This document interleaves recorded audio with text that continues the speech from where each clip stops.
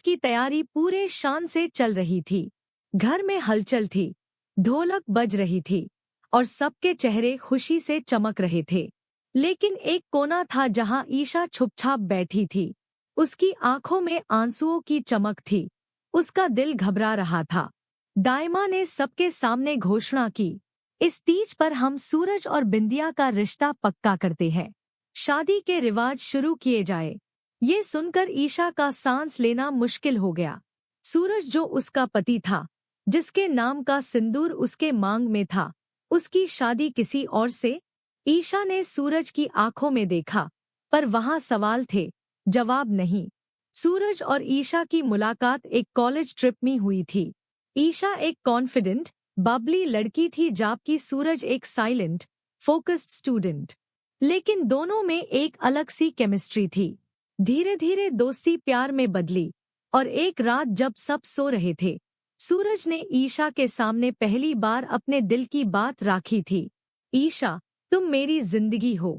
क्या तुम मेरे साथ अपनी पूरी जिंदगी बिताओगी? ईशा ने बिना सोचे हाँ कह दिया था। लेकिन ये रिश्ता दाइमा को मंजूर नहीं था, क्योंकि ईशा किसी गरीब खानदान से थी और दाइमा चाहती थी कि सूरज एक राजघराने की लड़की से शादी करे जैसे बिंदिया।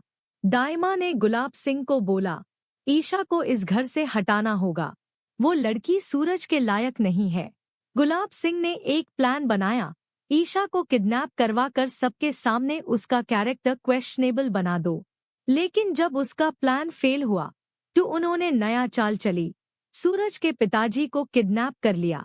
उस रात सूरज ने टेम्पल के वेयरहाउस में अपने पिताजी को बंधा हुआ देखा। वो शॉक हो गया।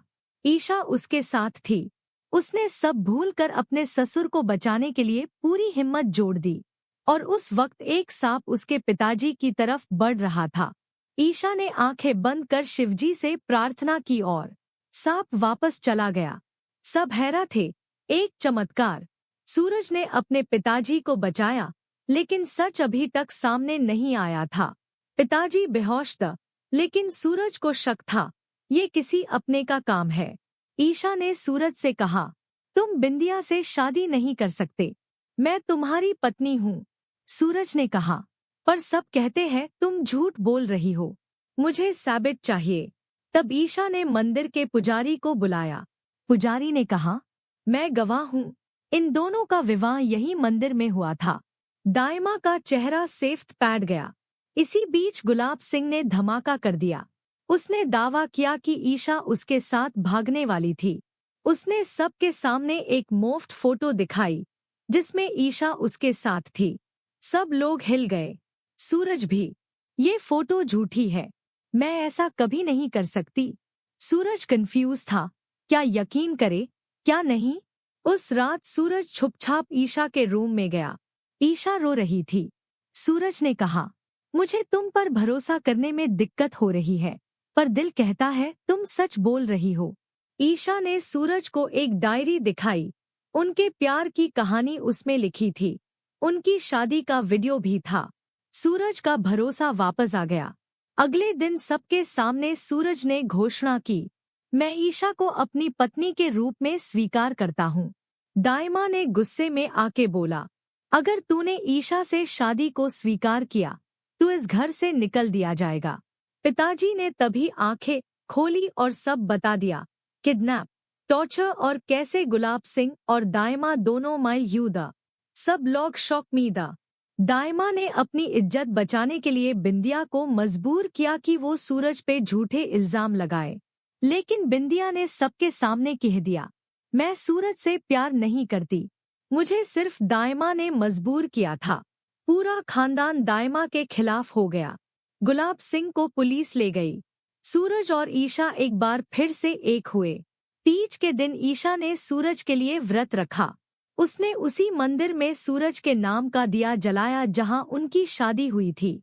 सूरज ने ईशा के लिए एक मंगलसूत्र बनवाया, जिस पर लिखा था, मेरी पत्नी, मेरी शक्ति। दोनों ने सबके सामने अपने रिश्तों को एक नई शुरुआत दी। पिताजी ने घर के फैसले ईशा और सूरज के हाथ में दे दिए। दाइमा ने माफी मांगी और कहा, मैं समझ नहीं पाई ईशा की सच्चाई, मुझे माफ करो। ईशा ने माफ कर दिया, क्योंकि उसके लिए घर टूटना नहीं, जुड़ना इम्पोर्टेंट था। पार्ट 10 आखिरी मोड, आखिरी इम्तिहान। सब कुछ ठीक हो रहा था, तभी ईशा को पता चला कि वो माँ बनने वाली है।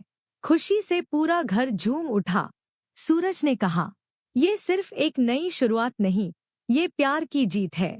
और इस बार तीज सिर्फ एक त्योहार नहीं, एक सबूत था कि सच्चाई जीतती है, चाहे साजिश कितनी भी बड़ी क्यों ना हो।